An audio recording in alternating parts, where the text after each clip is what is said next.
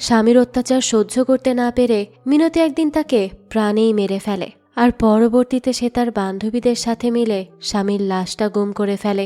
এখানেই তারা থেমে যায় না, এরপরই শুরু হয় তাদের একের পর এক লাশ গুম করার কাহিনী। কখনো লাশ কেটে টুকরো টুকরো করে পানিতে ছিটিয়ে দিত, আবার কখনো সেগুলো কেমিক্যাল দিয়ে গলিয়ে ফেলত। কিন্তু তাদের এই কর্মকাণ্ডের কথা একদিন কেউ একজন জেনে যায়, আর এরপর থেকেই শুরু হয় ব্ল্যাকমেইলের খেলা। এবার কি তবে তারা ধরা পড়ে যাবে, নাকি ওই ব্ল্যাকমেইলারকেই নিজেদের জালে ফাঁসাবে? কি হবে তাদের ভবিষ্যৎ? চলুন সেটাই দেখে আসা যাক আজকের গল্প কালী পটকাতে। শুরুতেই শ্রীমা নামের একজন মহিলাকে দেখা যায়। তার একটাই স্বপ্ন, খাসির মাংসের দোকান দিবে সে। তবে তার কাছে খুব একটা টাকা ছিল না, আর এত টাকা না থাকায় সে চামড়া ক্লিন করারই কাজ করে। এভাবে সে 2-4 পয়সা ইনকাম করে থাকে। শ্রীমাকে এই কারখানার মানুষেরা খুব মানত, কারণ সে তাদেরকে বিভিন্ন কাজে হেল্প করে থাকে, তাই সবাই তাকে খুব পছন্দ করে। এই কারখানার মালিক প্রায় শ্রমিকদেরকে বোনাস দিত না ঠিকঠাক, কিন্তু কাজের কাজ ঠিকই করিয়ে নিত। আজও একইভাবে মালিক শ্রমিকদের বোনাস দিচ্ছিল না, তাই তারা ভীষণ চিন্তায় পড়ে যায়, কারণ মালিক তাদের কথা মোটেও শোনে না। তাই তারা এবার শ্রীমাকে রিকোয়েস্ট করে যে সে যেন তাদের একটু এই বিষয়ে হেল্প করে। শ্রীমা তখন বলে, আমাকে ফি না দিলে আমি কোনো কাজ করি না। তারা তখন বলে ঠিক আছে, সব দেবে তাকে, কিন্তু তাও যেন সে মালিককে একটা শিক্ষা দেয়। শ্রীমা পরে দেখা যায় মালিকের গাড়িতে ইঁদুর ছেড়ে দেয়, আর বলে চুপচাপ আমাদের বোনাস দিয়ে দিবে, না হলে কিন্তু বাঁচতে পারবে না বলে দিলাম। মালিক তো এই অবস্থা দেখে ভয়ে অস্থির। সে তখন বলতে থাকে ঠিক আছে ঠিক আছে, আমি ডাবল ট্রিপল বোনাস দিব, তাও দয়া করে আমাকে ছেড়ে দাও, এই অত্যাচার করো না। শ্রীমা তখন বলে ঠিক আছে, ছেড়ে দিচ্ছে এবার, তবে মনে রাখবি আমাদেরকে ভাতে মারার চেষ্টা করলে কিন্তু আমরা হাতে মারবো। এই বলে শ্রীমা তার গাড়ির কাজ ভেঙে সেখান থেকে চলে যায়। বোঝাই যায় তার কোনো ভয় নেই। এখান থেকে দৃশ্য পরিবর্তন হয়, আর দেখা যায় শ্রীমা রান্না করে তার ছেলে বল্টুকে খাবার দেয়। সারাদিন কাজ করে এসেও তার একটুকু বিরাম নেই, তাকে সবসময় ছেলের জন্য খাবার করতে হয়। সে কি খাবে না খাবে সেই দিকে খেয়াল রাখতে হয়। কিন্তু এত কিছু করার পর বল্টু রেগে মেগে বলতে থাকে, চামড়ার গন্ধ আসছে, আমি খাবো না। শ্রীমা তখন বলে, শোন, এই চামড়ার গন্ধ আছে বলেই দুবেলা দুমুঠো খেতে পারছিস, তাই চুপচাপ খাবার খেয়ে নে, এত কথা বলিস না। বল্টু বলে, কেন খাবো? তুমি বললেই কি খেতে হবে নাকি? শ্রীমা বলে, হ্যাঁ খেতে হবে, কারণ আমি তোর মা, তাই দ্রুত খেয়ে নে, আমি কোনো কথা শুনতে চাচ্ছি না। বল্টু বলতে থাকে, তোমার কথায় তো পড়াশোনাও করেছিলাম, কি লাভ হলো তাতে? ফি তো এখনো দিতে পারোনি। স্কুলেও এরকম হতো, লজ্জায় মাথা নত করে থাকতে হতো আমাকে। তোমাদের আমাকে জন্ম দেওয়ার আগে 100 বার ভাবা উচিত ছিল নিজেদের যোগ্যতা কতটুকু সেটা নিয়ে, তাহলে আর আমাকে এই জীবন কাটাতে হতো না। এই বলেই বল্টু রেগে মেগে সেখান থেকে চলে যায়। শ্রীমাও তো বল্টুর কথা শুনে খুব রেগে যায়, আর তাকে অনেক বকাবকি করে, কিন্তু বল্টু সেসব কথা কানেই তোলে না। তখনই আবার শ্রীমাকে তার হাজবেন্ড বলে, খাবারে লবণ কম হয়েছে। এই শুনে তো শ্রীমা রেগে আগুন, আর বলতে থাকে, তাই নাকি? তাহলে কাজের লোক দিয়ে রান্না করাও, সব ঠিকঠাক করবে। মিনতিকে ডাকবো, সে এসে করে দিক। এদিকে মিনতিকে দেখা যায় সে লোকের বাড়িতে রান্নার কাজ করে থাকে। এই মিনতি তার মেয়ের জন্য একটু মাটন নিতে চাইছিল, তাও লুকিয়ে লুকিয়ে, কারণ সে তো এমনিতে মাটন কিনতে পারবে না, অত পয়সা কই তার। কিন্তু দেখা যায় তার মালিক ঠিকই ধরে ফেলে তাকে, আর বলে অনেক দাম দিয়ে মাটন আনতে হয়, তাও যদি তুই আমার কাছে চাইতি তাহলেও ভেবে দেখতাম, এরকম তাই বলে চুরি করবি? এসব তো আমি মানতে পারবো না। মিনতি তখন বলতে থাকে, আসলে আমার মেয়েটা মাটন খেতে চেয়েছিল, অনেক দিন ধরে সে চাইছে, তাই আর কি। তার মালিক তখন বলে, চুপচাপ রান্না কর, আর আমি এইবারের মতো তোকে মাফ করলাম। শখ কত, মেয়ে নাকি মাটন খাবে, ছোট লোক কোথাকার। এসব কথা বলে ভীষণ অপমান করে সে সেখান থেকে চলে যায়। এসব লোকেরা তো ঠিকভাবে খেতে পায় না। বুঝলাম সে না বলে নিতে চাইছিল, কিন্তু যখন সে জানতে পারলো যে তার মেয়ে একটু মাটন খেতে চেয়েছে, তাহলে সেখান থেকে এক টুকরো দিলেই বা কি এমন ক্ষতি হতো। যাই হোক, তো সে চলে যাওয়ার পর দেখা যায় মিনতির খুব কষ্ট পায়, তাই সে কান্না করতে থাকে, আর এভাবেই সে রান্না করছিল। তবে তখনই সে একটা আইডিয়া পায় তাকে উচিত শিক্ষা দেওয়ার জন্য, তাই সে রান্নার মধ্যে পেট খারাপ করার কিছু মিশিয়ে দেয়, আর সেটা খাওয়ার পর তো তার মালিক বাথরুমে পালায়। তার আর আয়েশ করে মাটন খাওয়া হয় না। আর মিনতিও তো এসব দেখে খুব মজা পায়। তার একটাই স্বপ্ন, তার মেয়ের ব্রাইট ফিউচার, পেশা তার কুকিং করা আর কান্না করা, কিন্তু তবুও সে তার মেয়ের একটা ভালো ফিউচার চায়। তো মিনতি বাড়ি ফিরে তার মেয়েকে কাঁঠালের তরকারি দিয়ে ভাত খাওয়ায়, আর বলে, আমি তো বেতন পাইনি এই মাসে, তাই মাটন আনতে পারিনি মা।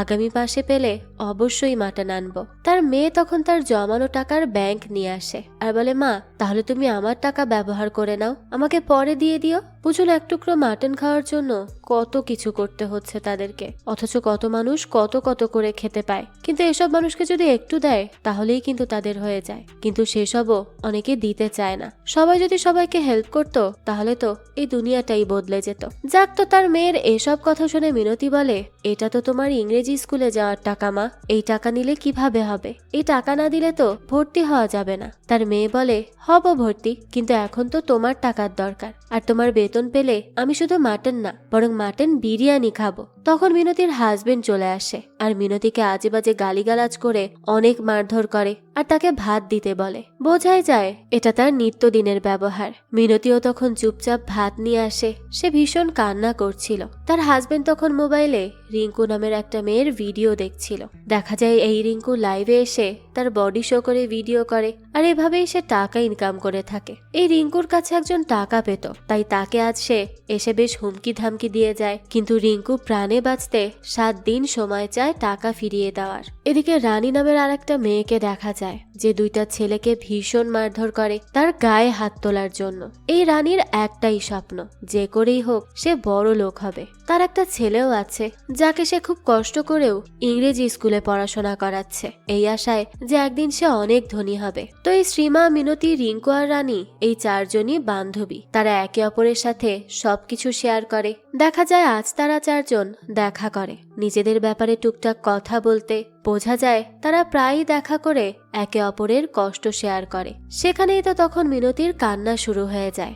রানী এসব দেখে বলে, কিরে কি হয়েছে বল আমাদের, এভাবে কান্না করছিস কেন? মিনতি জানায় আমাকে সে আবারও মারধর করেছে, অর্থাৎ সে তার হাজবেন্ডের কথা বলে। শ্রীমা তখন রেগে মেগে বলে, কি আবারও? তোকে না আমি কতবার বলেছি যতদিন না তুই পাল্টা তাকে মারবি ততদিন সে তোকে এভাবেই মারধর করে যাবে, তাই দয়া করে প্রতিবাদ করতে শেখ, নাহলে এভাবে মার খেতে খেতেই কবে শেষ হয়ে যাবি। রানী তখন বলে, হ্যাঁ, আর আমি তো বলেছি তুই না পারলে আমাদেরকে বল, আমরা তোর হয়ে দেখছি তাকে। মিনতি বলে, না না, আমি তো তাকে ভালোবেসে এক কাপড়ে বাড়ি ছেড়েছিলাম, তাহলে এখন কিভাবে তার গায়ে হাত তুলি?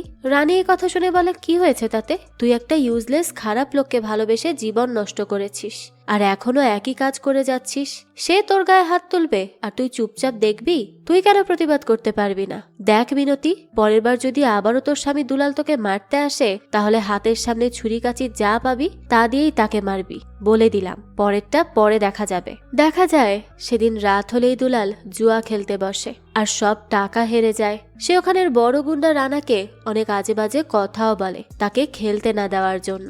রানা তখন দুলালকে এমন ভাবে ভয় দেখায় যে দুলালের তো প্যান্টই খারাপ হয়ে যায়। রানা তখন তাকে হুমকি দিয়ে বলে, জুয়াতে হেরে যাওয়া প্রতিটা টাকা ফেরত না করলে পরের বার গুলিটা কিন্তু তোর মাথায় যাবে আর তোর বউকেও তুলে নিয়ে আসবো, কথাটা মনে থাকে যেন। দুলাল এইসব অপমান পাওয়ার পর চুপচাপ বাড়িতে এসে উল্টো মিনতিকে মারধর করে টাকার জন্য।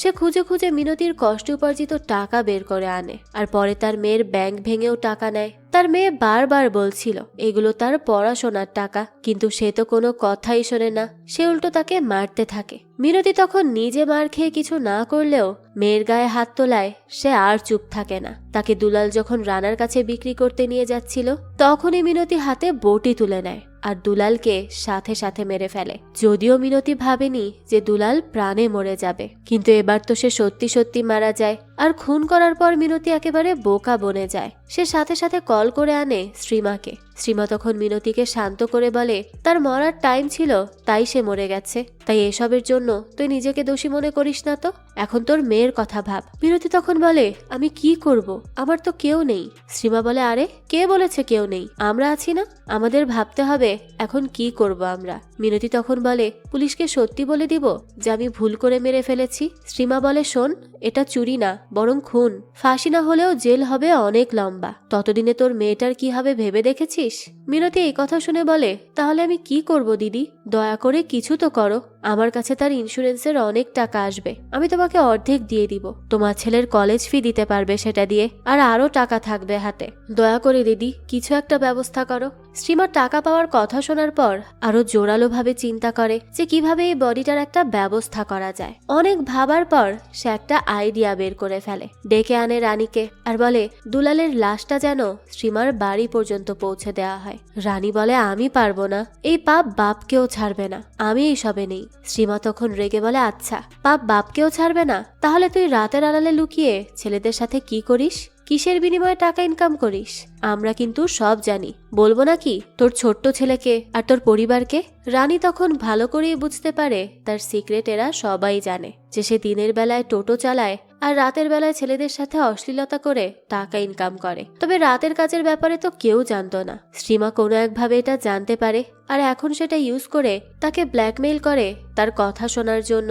রানী তখন বাধ্য হয়ে রাজি হয়ে যায় তাদেরকে হেল্প করতে। এবার তারা দুলালের বডিটা রানীর টোটোতে তোলে, এরপরই দুলালের বডিটা তারা শ্রীমার বাড়ি আনে। রাতে তার ছেলে স্বামী কেউ বাড়ি আসবে না, তাই এটাই সুযোগ। শ্রীমা তখন রানীকে বলে দুলালের বডিটা কেটে টুকরো টুকরো করে চারদিকে ছড়িয়ে দিলে সহজ হবে, সব পুলিশও ধরতে পারবে না। তো তারা দুজন যখন দুলালকে কাটতে যাবে তখনই দুলাল হুঁশে ফিরে আসে। আসলে সে মারা যায়নি, সে এতক্ষণ বেহুশ ছিল। সে তো হুঁশে এসেই আজে বাজে কথা বলা শুরু করে দেয়। শ্রীমা বুঝতে পারে সে ইতিমধ্যেই ফেঁসে গেছে, তাই দুলালকে এই অবস্থায় জীবিত ছেড়ে দিলে সে তাদেরকে পুলিশের কাছে পাঠিয়ে দিবে। তাই শ্রীমা এবার সাহস করে দুলালকে একেবারে খুন করে ফেলে আর রানীকে বলে কাজ করা শুরু করতে। ওই সময় সেখানে আসে রিঙ্কু, সে জানায় তার 10,000 টাকা লাগবে। শ্রীমা আর রানী তখন রিঙ্কুকে বিদায় করতে চাইছিল, কিন্তু এর মধ্যেই রিঙ্কু রক্ত দেখে বুঝতে পারে যে এখানে কি হচ্ছে, তাই সে তাদেরকে ব্ল্যাকমেইল করে 20,000 টাকা চায় আর বলে তাহলেই সে তার মুখ বন্ধ রাখবে। শ্রীমা তখন টাকা দিয়ে উল্টো রিঙ্কুকে ভেতরে ডেকে আনে আর দেখায় তারা দুলালের ডেড বডি নিয়ে এসেছে। রিঙ্কু তো এসব দেখে ভীষণ ভয় পেয়ে যায়, একদম রানীর মতো। কিন্তু যখন তাকে টাকার কথা বলা হয় তখন রিঙ্কুও রাজি হয়ে যায়। শ্রীমার পর রিঙ্কুকে বলে সে একটা ট্রেনে উঠে মিনতিকে দুলালের ফোন থেকে মেসেজ করবে আর বলবে সে পালিয়ে যাচ্ছে টাকা ধার করে, আর এসব পরিশোধও সে করতে পারবে না। তারপর সেই ফোনটাকে ট্রেন থেকে নেমে কোথাও ফেলে আসতে বলে। এরপর তারা কাটাকাটি করে প্যাকেট করে দুলালের বডি, আর সেটাকেই তারা তিনজন বিভিন্ন জায়গায় ছড়িয়ে ছিটিয়ে ফেলে আসে। তাদের কাজ সম্পূর্ণ হয় দুলালের বডি শেষ করে। শ্রীমা মিনতিকে পরদিন বলে তাকে আজ থেকে এটা বিশ্বাস করতে হবে দুলাল বেঁচে আছে আর সে টাকা ধার করে পালিয়েছে, আর এই কথাটাই সে সবাইকে বলবে। আর যত যাই হয়ে যাক না কেন সে যেন এর ব্যতিক্রম না বলে, কিছুতেই মুখ খুললে চলবে না। আর সে পরদিন গিয়েই যেন পুলিশের কাছে একটা মিসিং ডায়েরি করায় কান্নাকাটি করে। মিনতিও তার কথা মতো পুলিশের কাছে যায় আর কান্নাকাটি করে জানায় তার স্বামীকে খুঁজে পাওয়া যাচ্ছে না, সে তাদের ছেড়ে কোথাও চলে গেছে। পুলিশও তো পরে তদন্ত শুরু করে আর পরদিনই কাটা মানুষের হাত পায় কিছু লোকাল মানুষ, আর পুলিশও গিয়ে তা উদ্ধার করে। আসলে রিঙ্কু টাকা চাইছিল মিনতির কাছে। মিনতি বলে আমি ইন্স্যুরেন্সের জন্য অ্যাপ্লাই কিভাবে করব, কারণ আমি পুলিশকে বলেছি সে মিসিং, আর ইন্স্যুরেন্স পেতে হলে ডেথ প্রুফ লাগবে। রিঙ্কু তাই টাকার লোভে পড়ে দুলালের কাটা বডির প্যাকেটগুলোকে লোকালয়ে এনে রাখে, যাতে করে পুলিশ সেগুলো পায় আর দুলালকে মৃত বলে দেয়। আর তাহলেই তো সে ইন্স্যুরেন্সের টাকাটা পাবে। আর এখানেই অতি লোভে তাঁতি নষ্টটা হয় সবার। দুলালের বডি পার্ট পাওয়ার পর সারা শহরে সেটা ছড়িয়ে যায়। টিভি চ্যানেলে এইসব নিয়েই নিউজ হতে থাকে। তারা চারজনই ভয় পেতে শুরু করে। পুলিশ তখন মিনতিকে ডেকে আনে থানায় বডি আইডেন্টিফাই করার জন্য। মিনতি জানায় হ্যাঁ এটাই তার স্বামী দুলাল। পুলিশ অফিসারের তখন সন্দেহ হয় যে এত সহজে সে কিভাবে চিনল, কারণ পুরো বডি তো কাটা কাটা ছিল। এই অবস্থায় তাকে কেউ চেনারই কথা না। তাই পুলিশ মিনতিকে ডেকে এনে আরো জিজ্ঞাসাবাদ করে, তাকে বিভিন্ন রকম ভাবে কথা বলে সত্যিটা স্বীকার করানোর চেষ্টা করে। মিনতি তো খুব ভয় পাচ্ছিল কখন না হাতে নাতে ধরা পড়ে যায় সে, কিন্তু কোনোভাবে সে এবার বেঁচে ফিরে আসে। তারা চারজনের পর দেখা করে এই ব্যাপারে কথা বলতে। রিঙ্কু বলে আমি তো পালিয়ে যাচ্ছি, আমি পারবো না পুলিশের জেরা সহ্য করতে, গ্রামের বাড়ি চলে যাব আমি। শ্রীমা বলে সেখানে কি পুলিশ নেই, তারা কি তাকে সেখানে ধরতে পারবে না? বোকার মতো কথা বলিস না তো, আমাদেরকে এখন ভাবতে হবে। যদি কেসটা অন্য কারো দিকে ঘুরিয়ে দেওয়া যেত তাহলে আমরা সেফ হতে পারবো। রানী তখন বলে তপনকে ফাঁসাই। রিঙ্কু বলে না সে ভালো, আমাকে মোবাইল রিচার্জ করে দেয়, অন্য কাউকে ভাব, তোর শাশুড়ি। রানী বলে আরে ধুর, আমার বুড়ি শাশুড়ি খুন করেছে এটা পাগলও বিশ্বাস করবে না। রানাকে ধরলে কেমন হয়? মিনতি বলে, রানা? হ্যাঁ, রানা তো দুলালকে মেরে ফেলার হুমকিও দিয়েছিল। তাছাড়া তার নাম পুলিশের খাতায়ও আছে, তাকে ফাঁসানোটা সহজ হবে। শ্রীমা তখন বলে, আরে বাহ, এটা খুব ভালো বুদ্ধি দিলি মিনতি। এখন দেখা যায় তারা চারজন পরিকল্পনা করে দুলালের জামা কাপড়, ওয়ালেট, ঘড়ি রেখে আসে রানার বাড়িতে, আর পরদিন পুলিশ সেগুলো তার বাড়ি থেকে উদ্ধার করে আর সাথে সাথে তাকে গ্রেফতার করে নিয়ে যায়। টিভি চ্যানেলে নিউজ হয় রানাকে নিয়ে, আর এই কেসটাও এভাবেই সমাধান হয়ে যায়। এখান থেকে দৃশ্য চলে আসে 1 মাস পর। দেখা যায় তারা চারজন তো বেশ খুশি। মিনতি তো ব্যাগ ভর্তি ইন্স্যুরেন্সের টাকা পেয়েছে। শ্রীমা তখন বলে, আমি টাকা পেলে আমার ছেলেকে সারপ্রাইজ দিয়ে বলবো এই টাকার কথা, সে তো খুব খুশি হবে। রিঙ্কু বলে, হ্যাঁ তো চলো আমরা টাকা ভাগ করে ফেলি। মিনতি তখন বলে, কিসের ভাগ? টাকার ভাগ দিতে হলে তো আমি ব্যাগ সাথেই নিয়ে আসতাম, কিন্তু আমি তো আনিনি। শ্রীমায়ের কথা শুনে বলে, মানে আমাদের ভাগ দিবি না? মিনতি তখন দুলালের লাশ কাটাছেঁড়া থেকে শুরু করে রানাকে ফাঁসানো পর্যন্ত ভিডিও দেখায় আর বলে, এই প্রমাণগুলো পুলিশের কাছে গেলে কি হবে জানো তো? তাই আমাকে জোর করবে না টাকার জন্য। এই টাকা আমার মেয়ের ভবিষ্যতের জন্য। সে আজ পর্যন্ত কিচ্ছু পায়নি। আমি তার বাবাকে খুন করেছি, আর এখন আমি আমার মেয়ের সব স্বপ্ন পূরণ করব। তাই 1 পয়সাও আমি কাউকে দিব না। রানী আর শ্রীমা বলে, এইভাবে ধোকা দিলি, তাও আমাদেরকে? মিনতি বলে, ধোকা ভাবছো কেন? ভেবে নাও আমার মেয়েকে আশীর্বাদ করে তোমরা টাকাটা দিয়েছ, আর এই ভিডিওটা আরো 4 জায়গায় সেভ আছে। আমি মরলে সেগুলো টিভি চ্যানেলে লাইভ হবে বলে দিচ্ছি, তাই আমার ক্ষতি করার কথা মোটেও ভাববে না। এই বলেই মিনতি চলে যায় তাদের 3 জনকে এক বড় সড় ধোকা দিয়ে। তারা তো ভাবতেও পারেনি মিনতি তাদের সাথে এমন করবে। এদিকে দেখা যায় রানা তো জেলে রেগে মেগে শেষ হয়ে যাচ্ছিল। সে ভাবছিল তাকে এভাবে কে ফাঁসালো। তখনই তার মনে পড়ে সে রাতে তার বাড়িতে রানী এসেছিল, তাই তখনই সে বুঝতে পারে তাকে ধরলেই আসল সত্যি বেরিয়ে আসবে। কিন্তু এই জেল থেকে তো আগে বের হতে হবে, সেটা হওয়াই তো খুব কঠিন। এদিকে রিঙ্কুকে টাকার জন্য মনা এসে ধরে। রিঙ্কু বলে, আমাকে একদিন সময় দাও প্লিজ। মনা বলে, তোকে দেখে আর আমার মনে হয় না যে তুই টাকা দিতে পারবি, তাই আমি আমার কাজ করব আজ।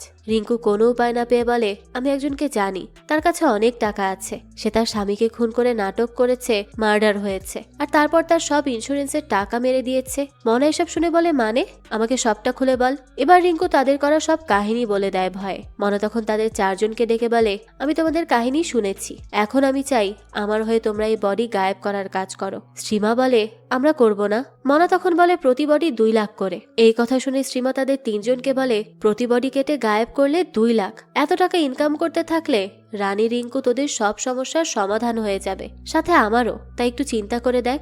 রানী তখন বলে, আমি এই ধোকাবাজ মিনতির সাথে কাজ করব না। শ্রীমা মিনতিকে বলে, এটা তোর শেষ সুযোগ। যদি আমাদেরকে আবারও ধোকা দেওয়ার চেষ্টা করিস তাহলে তোর মেয়ে তোকে হারাবে 100 ভাগ নিশ্চিত। মিনতি বলে, আমি আর এরকম কাজ করব না দিদি। তো এবার তারা মানুষ কাটার কাজ শুরু করে। মনা তাদের বডি এনে দেয় যখন ইলেকশন হয়। আসলে সেই সময় যাদের খুন হয় এগুলো তাদেরই বডি। আজ একটা বডি আসে, সেটাকে গায়েব করার কাজ তারা 4 জন করে। শ্রীমারা প্রথমে বডিকে টুকরো টুকরো করে কাটে, তারপর পলিথিনে ভরে সেগুলো নিয়ে যায় ফেলে আসার জন্য। তবে সেখানে পুলিশের সামনে পড়ে যায় তারা। পুলিশ জিজ্ঞেস করে, কি ব্যাপার, এত রাতে তারা এখানে কি করছে? রানী জানায় পিকনিকে যাচ্ছে। পুলিশ বলে, আচ্ছা তাই নাকি, তো এত রাতে কেন? পিকনিক তো মানুষ দিনে করে। রিঙ্কু তখন জানায়, আসলে দিনে সময় হয় না, তো কাজের জন্য সময়ই পাই না। পুলিশ তখন তাদের ব্যাগগুলোতে কি আছে সেটা দেখতে চায়, কারণ পুলিশের সন্দেহ হচ্ছিল। তখন তারা দেখে যে সেখানে চিকেন আছে। আসলে শ্রীমা খুব ভালো করেই জানতো পুলিশ আজকাল কত চালাক, তাই সে আগে থেকেই পরিকল্পনা করে আসে কিভাবে এখান থেকে সেফলি যাওয়া যাবে। তাই আজ কোনোভাবে তারা বেঁচে আসে, আর বলে আজ একটুর জন্য পুলিশ ধরেই ফেলছিল। তো এরপরই তারা মানুষের মাংসগুলোকে মাছের পুকুরে মাছকে খাইয়ে আসে। আর এই সব কাজের পর মনা তাদেরকে টাকা দিয়ে বলে, যাক এভাবেই সাবধানে কাজ চালিয়ে যাও, যদি কোনোভাবে ধরা পড়ো তাহলে কিন্তু তোমাদেরকে মরতে হবে। এই বলেই সে সেখান থেকে চলে যায়। শ্রীমা বলতে থাকে, আমরা কিন্তু এখন জঙ্গলে এসে পড়েছি, আমাদের বাঁচতে হলে একসাথে কাজ করতে হবে, আর না হলে বাইরের পশু এসে আমাদের ছিঁড়ে ফেলে যাবে, আর আমরা কিছুই করতে পারবো না। এসব শুনে মিনতি কেঁদে দেয় আর বলে, আমি প্রতিদিন তোমাদের টাকা নিয়ে আসি সাথে, কিন্তু দেওয়ার সাহস পাই না। আমি আসলে তখন আমার মেয়ের চিন্তায় একেবারে পাগল ছিলাম, তাই এরকম কাজ করেছি তোমাদের সাথে, আমাকে মাফ করে দাও আর টাকাটা রাখো। শ্রীমা তখন বলে, থাক, তোর মেয়েকে আশীর্বাদ করেই টাকাটা দিয়ে দিয়েছিলাম, রেখে দে, এই টাকা আর আমাদের লাগবে না। তো এরপর তারা 4 জন আবারও এক হয়ে যায় সব ভুলে। তাদেরকে আবার আড়াল থেকে একটা হুডি পরা ব্যক্তি ফলো করছিল। এখন এই লোক যে কে তা তো পরবর্তীতেই জানা যাবে। এরপর দেখা যায় তারা 4 জন মানুষ কেটে এভাবেই ভ্যানিশ করার কাজ করতে থাকে। আর আজ হয়ে যায় তাদের কাজের 3 মাস। কারো চোখের সামনে না পড়েই তাদের এই কাজ তারা চালিয়ে যাচ্ছিল। তারা তো এভাবেই বেশ টাকা ইনকাম করে ফেলে। সীমা তার ছেলের কলেজের ফি দিয়ে অ্যাডমিশনও নিয়ে আসে। বল্টু তখন ভীষণ খুশি হয়ে তার মাকে সরি বলে। সীমা এরপর তার হাজবেন্ডকে একটা নতুন ফোন কিনে দেয়, কিন্তু তার হাজবেন্ডের খুব একটা পাত্তা সে পায় না। ওইদিকে মিনতি তার মেয়েকে বিরিয়ানি খাওয়ায়, আর রানী নতুন সাজগোজের জিনিসপত্র কেনে, আর রিঙ্কুও। এবার তারা 4 জন বডি গায়েব করতে একটা কেমিক্যাল জোগাড় করে, যা বডি গলিয়ে দিবে। সীমা বলে ব্যবসা চালিয়ে যেতে হলে এটারেও ইউজ করতে হবে, কারণ সবসময় বডি ছড়িয়ে ছিটিয়ে গায়েব করা যাবে না। পুলিশ যেভাবে পেছনে পড়েছে, তারপর তারা একটা বডি এই কেমিক্যাল দিয়ে গায়েবও করে দেয়। ওইদিকে পুলিশের কাছে বাপি হালদারের মিসিং কেস আসে। সে একসময় পলিটিক্সে ছিল, কিন্তু পার্টি তাকে পাত্তা দেয়নি। পরশু থেকেই সে মিসিং। এই নিয়ে এরকম মিসিং কেস 3টা জমা পড়েছে। অফিসার তার জুনিয়র অফিসারকে বলে এই মিসিং এর একটা প্যাটার্ন আছে, ভেবে দেখো যবে থেকেই দুলাল গায়েব হয়েছে তবে থেকেই দিন দুপুরে মানুষ মিসিং হচ্ছে। তাই মিনতি আর তার 3 বন্ধু আর যাই হোক হোপলেস তো নয়। জুনিয়র অফিসার বলে স্যার একটা সোর্স লাগিয়ে খোঁজ করব। পুলিশ বলে লাভ হবে না, তাদেরকে খুব কাছ থেকে দেখে বুঝতে হবে কে বড় শয়তান। তো আজ তারা 4 জন কাজ করছিল, তখনই সেখানে একটা লাশ আসে, যা ছিল মনার নিজের। তার মাথায় নোট লেখা ছিল, যেখানে বলা হয়েছে পরবর্তী টার্গেট তুমি। মিনতি বলে মানে এইসব কি লেখা দিদি? রানী বলতে থাকে পরবর্তীতে আমরা মরব, আমাদের 12টা বাজার সময় এসে গেছে। শ্রীমা তখন বলে অবস্থা ভালো মনে হচ্ছে না, এই কিছুদিন আমরা আলাদা হয়ে যাব, কেউ একে অপরের সাথে দেখা করব না আর কথাও বলবো না। তারপর পরিবেশ শান্ত হলে যা করার করব। বুঝতে পারছি আমাদের পেছনে কেউ সলিড ভাবে লেগেছে, কিন্তু কে সে সেটাই আমাদের জানতে হবে। এরপরই তারা পরিকল্পনা অনুযায়ী আলাদা হয়ে যায়, কিন্তু তারা 4 জনই ফিল করছিল কেউ না কেউ তাদের ফলো করছে। আজ দেখা যায় রিঙ্কুর কাছে একটা লিপস্টিক পার্সেল আসে। রিঙ্কু তো সেটা অর্ডারই করেনি, তো সে যখন সেটা ইউজ করতে যায় তখন সেখান থেকে ব্লেড বেরিয়ে আসে আর তার ঠোঁট কেটে যায়। এটা দেখে তো রিঙ্কু দৌড়ে বাথরুমে চলে যায় সেটা ক্লিন করতে। তখন দেখা যায় ট্যাপ দিয়ে পানির বদলে রক্ত আসছে, আর তার সোশ্যাল মিডিয়ার সব ফলোয়ারও চলে যায়। তার সব অ্যাকাউন্ট ডিলিট করে ফেলা হয়। রিঙ্কু তো এটা দেখে খুবই ঘাবড়ে যায়। সে তার টিমকে কান্না করতে করতে বলে আমার সব অ্যাকাউন্ট ডিলিট করে দিয়েছে তারা, আমার ঠোঁট কেটে ফেলেছে, আমার সব শেষ হয়ে গেল। রানী বলতে থাকে যে তোর সাথে এসব কাজ করেছে, আমরা তাকে ঠিকই খুঁজে বের করব আর তাকে তোর চেয়ে ভয়ঙ্কর শাস্তি দিব, এটা আমার ওয়াদা তোর কাছে। সীমা বলে তার সাথে এসব শুরু হয়েছে মানে একের পর এক আমাদের সাথেও এরকম হতে চলেছে। আমাদের এখন লাইন লাগবে, পরিকল্পনা করতে হবে আমাদের, এভাবে বসে থাকলে চলবে না। আগে থেকেই রেডি থাকতে হবে যে কোনো পরিস্থিতি মোকাবেলা করার জন্য। তাই অপেক্ষা না করে তৈরি হয়ে থাকতে হবে, বুঝলি? তখনই শ্রীমার কাছে কল আসে থানা থেকে। জানানো হয় তার ছেলে হসপিটালে ভর্তি।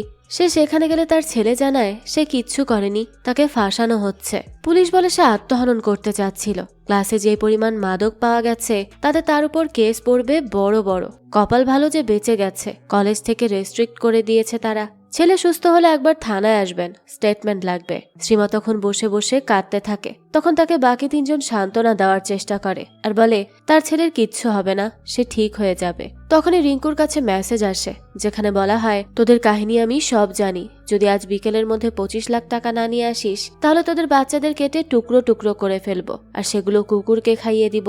এই কথা শুনে তো তারা সবাই ঘাবড়ে যায়। শ্রীমা তখন বলে টাকা লস করা যাবে, কিন্তু সন্তান দেন না, তাই চল সব টাকা আমরা দিয়ে দিব। তারা 4 জন তখন তাদের কাছে যত টাকা ছিল সব একসাথে করে ব্যাগে ভরে আর একটা সঠিক জায়গায় রেখে আসে। তারপরে একজন এসে ব্যাগটা নিয়ে দিয়ে আসে রানীকে। আসলে রানী ভয় পেয়ে গিয়েছে সেই অজানা লোকের আচরণে, তাই পালানোর কথা ভাবে সে তার ছেলেকে নিয়ে। কিন্তু পালাতে হলে তো টাকা লাগবে, সেজন্য রানী তার ফ্রেন্ডকে বলে তার মোবাইল থেকে সবাইকেই মেসেজটা দিয়ে হুমকি দিত, যাতে করে তাদের টাকা নিয়ে রানী পালাতে পারে। রানী টাকাটা নিয়ে তার ফ্রেন্ডকে বলে আমার কাছে আর কোনো উপায় ছিল না, আমার ছেলেকে যে করেই হোক বাঁচাতে হবে, যত দূরে সম্ভব তত দূরের টিকিট কাটবে, সব হয়ে গেলে আমি আমার ছেলেকে নিয়ে আসব। বাড়ি এসে রানী দেখে তার আর তার বান্ধবী পিয়ার অন্তরঙ্গ মুহূর্তের ছবি কেউ লাগিয়ে রেখেছে, যা দেখে আশেপাশের সবাই হাসাহাসি করছে। রানীকে তখন তার শাশুড়ি বলে এইসব তাহলে রাত বিরাতে করিস তুই? আমার তো লজ্জায় মাথা কাটা যাচ্ছে, আমার নাতি যাকে বলিস সে আমার ছেলের ঘরেরই তো।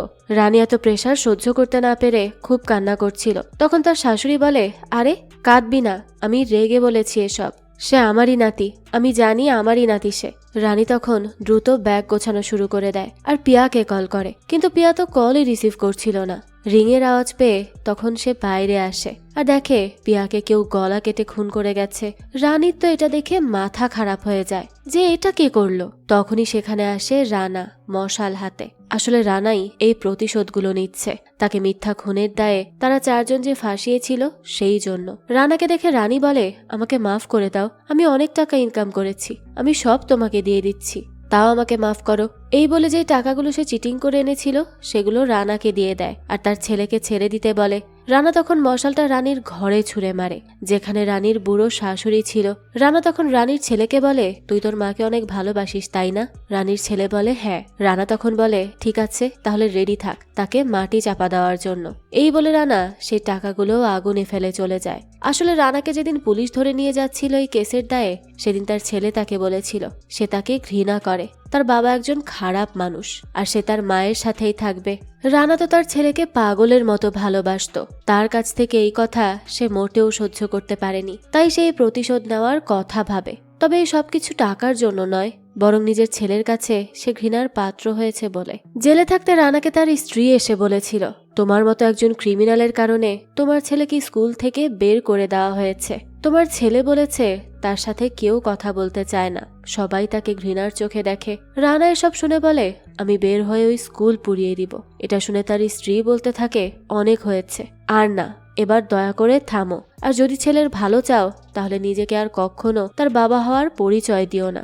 এই বলেই সে সেখান থেকে চলে যায়। রানা সেদিন খুব কষ্ট পায়, কিন্তু কিচ্ছু বলতে পারে না। তবে জেল থেকে বের হয়েই সে খোঁজ করে এই 4 জনের আর জানতে পারে তারা লাশ কাটার পর সেগুলোকে ঠিকানা লাগানোর কাজ করে।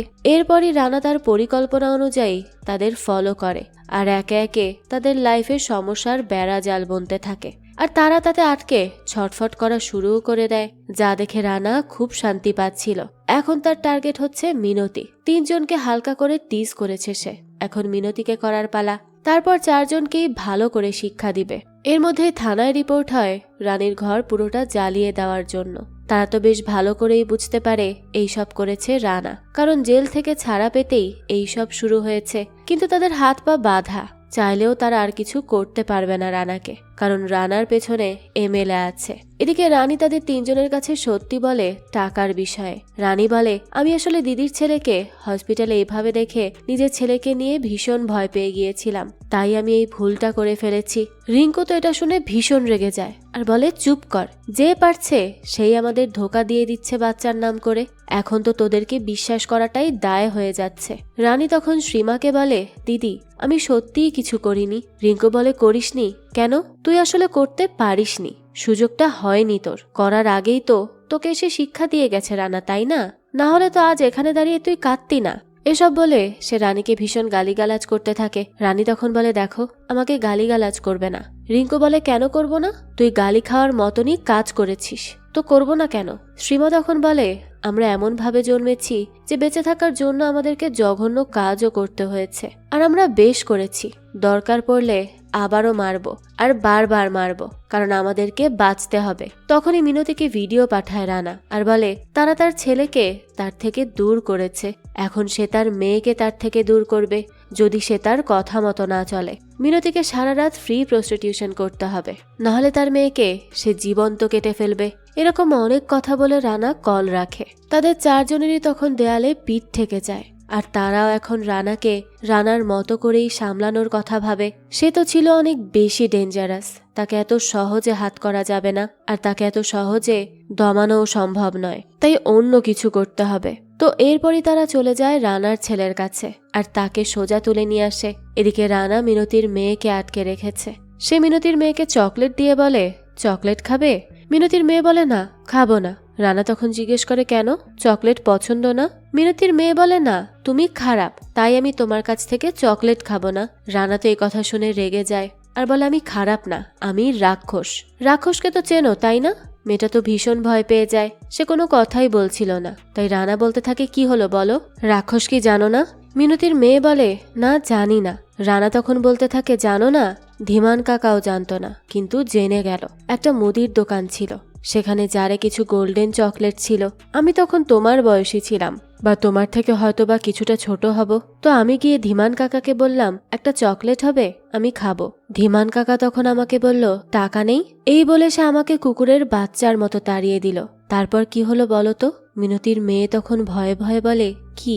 রানা বলে তারপর আমি সেই জারটা তার মাথায় ভেঙে ফেলি। তার মাথা আর জার দুটোই দুটুকরো।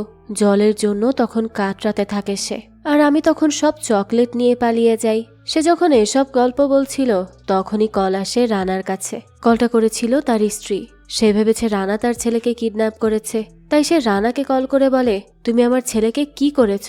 রানা এই কথা শুনে অবাক হয়ে যায় আর বলে মানে? তার স্ত্রী বলে আমি জানি তুমি গুন্ডা দিয়ে তাকে কিডন্যাপ করিয়েছ। এতটা নিচে নেমে গিয়েছো কিভাবে? হ্যাঁ, নিজের ছেলেকে কিডন্যাপ করলে? রানা তখন রেগে মেগে বলে কি? কার এত বড় সাহস আমার ছেলেকে কিডন্যাপ করেছে? তখনই দেখা যায় রানাকে ভিডিও কল করে শ্রীমা আর বলে এই যে দেখে নে, তোর ছেলেকে দেখে নে, আমাদেরকে যা যা বললি সবকিছু ফেরত করলাম। এখন তুই মিনতির মেয়েকে ফেরত করবি আর তোর ছেলেকে নিয়ে যাবি। এর মধ্যে যদি কোনো উল্টো পাল্টা করিস তাহলে কিন্তু আমি তাকে কেটে কেটে পাঠাবো, মনে থাকে যেন। আমাদের খারাপ হওয়ার আর কিচ্ছু নেই, তাই আমাদের চিন্তাও নেই, কিন্তু তোর হারানোর আছে তোর ছেলে। এবার আমাদের কথা মতো মিনতির মেয়েকে নিয়ে আসবি আর নিজের ছেলেকে নিয়ে যাবি, না হলে কিন্তু অনেক বেশি খারাপ হয়ে যাবে বলে দিলাম। আর ম্যাটারটা ক্লিয়ার কর, আমাদের কিন্তু এত সময় নেই। এই বলেই সে কল কেটে দেয়। রানা তো কল রেখেই তার লোকেদের নিয়ে সোজা চলে যায় ছেলেকে আনতে। তবে তাকে যেতে দেখে শ্রীমা আর রানী। আসলে রানী ভিডিওটা দেখেই বুঝতে পারে রানা মিনতির মেয়েকে কোন হোটেলে রেখেছে, তাই সে সেই হোটেলের ঠিকানা নাম্বার সব জোগাড় করে ফেলে। আর তাদের আগেই সন্দেহ হয়েছিল রানা কথা মতো মিনতির মেয়েকে নিয়ে যাবে না। তাই শ্রীমা মিনতিকে কল করে বলে যা ভয় পেয়েছিলাম তাই হয়েছে, রানা একা গিয়েছে আর তোর মেয়েকে নিয়ে যায়নি। সে তো চালাকি করেছে আমাদের সাথে, তাই এবার তাকে তার চালাকির একটা শিক্ষা তো দিতেই হবে। দেখা যায় সেই হোটেলে গিয়ে রানী ভেজাল করতে থাকে আর সবাইকে তার দিকে নিয়ে আসে। সবাই তখন সেদিকে ব্যস্ত ছিল আর এই সুযোগটাই নেয় শ্রীমা। সে ভেতরে যায় আর গিয়েই মিনতির মেয়েকে দুই গুন্ডার থেকে বাঁচিয়ে আনে। রানী আর শ্রীমা তখন একটা স্বস্তি পায় যে যাক, মেয়েটাকে তো প্রাণে বাঁচানো গেল, নাহলে তো রানা এসে মেয়েটার কি করতো তার কোনো ঠিক নেই। ওইদিকে রানা ঠিকানায় পৌঁছে গিয়ে তার লোকেদের বলে সবকটাকে জীবিত ধরে আনবি, জীবিত অবস্থায় না কাটলে মজা কম হয়, তাই যা ধরে নিয়ে আয় চারটাকে। রানার কথা মতো তার লোকেরা অস্ত্রশস্ত্র নিয়ে ভেতরে চলে আসে।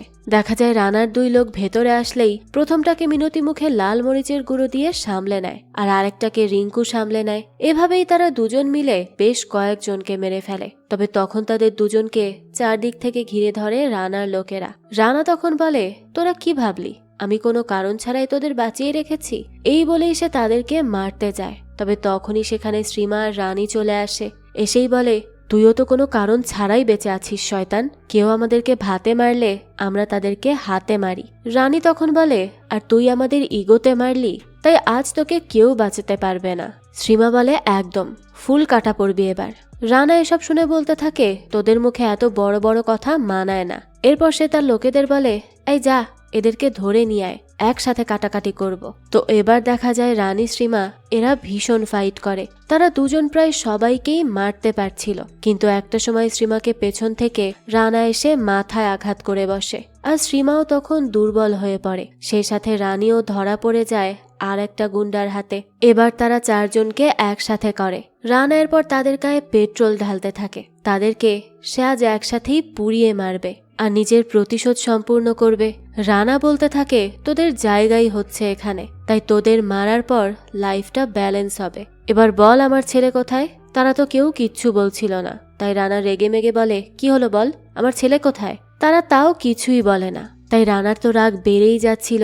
ওই সময় সেখানে তার স্ত্রী বনলতা আসে আর এসে বলে যেখানে থাকার কথা সেখানেই আছে তোমার ছেলে, অর্থাৎ সে তার মায়ের কাছে আছে, মানে আমার কাছে আমার ছেলে আছে। তো এই বনলতার স্বপ্ন হচ্ছে সন্তানার সম্মান নিয়ে বাঁচবে, আর তার হবি সবসময় রানার বাড়া ভাতে ছাই দেওয়া। রানা বনলতাকে এখানে দেখে একেবারেই শকড হয়ে যায়। সে সময় দৃশ্য চলে যায় ফ্ল্যাশব্যাকে। দেখা যায় বনলতার বাড়িতেই কাজ করত মিনতি। তো একদিন মিনতি বনলতাকে কান্না করতে দেখে বলে কি হয়েছে দিদি? তখন বনলতা বলে আমি জানি না দুলালকে কে খুন করেছে, কিন্তু এই কেসে রানাকে ফাঁসাতে হবে। রানা আমার আর আমার ছেলেকে সুস্থভাবে বাঁচতে দিবে না, তাই তার জেলে যাওয়াটা খুব জরুরি, না হলে আমি আমার ছেলেটাকে রানার মতো হয়ে যাওয়া থেকে কোনোভাবেই বাঁচাতে পারবো না। আমি চাই না আমার ছেলেটা রানার মতো একটা শয়তান গুন্ডা হোক। আমি চাই সে একটা স্বাভাবিক জীবন যাপন করুক, ভদ্রভাবে সম্মান নিয়ে বাঁচুক। কিন্তু রানা তো এখনই তাকে আজে বাজে কাজ শিখিয়ে দিচ্ছে। আমি ছেলেটাকে কিভাবে ভালো রাখবো? মিনতি তখন তার কান্না দেখে বলে, কাঁদবেন না দিদি, সব ঠিক হয়ে যাবে। বনলতা বলে, না, কিচ্ছু ঠিক হবে না মিনতি। আমি রানার উকিলের সামনে দাঁড়াতে পারবো না। সে আমার কাছে আমার ছেলে পাঠাবে না। তাই যে করেই হোক তাকে মার্ডার কেসের মধ্যে ফাঁসাতেই হবে, তাও প্রমাণ সহ। মিনতি একথা শুনে বলে, কিন্তু আমি কিভাবে তাকে ফাঁসাবো? আমি তো কিছুই জানি না তার ব্যাপারে দিদি।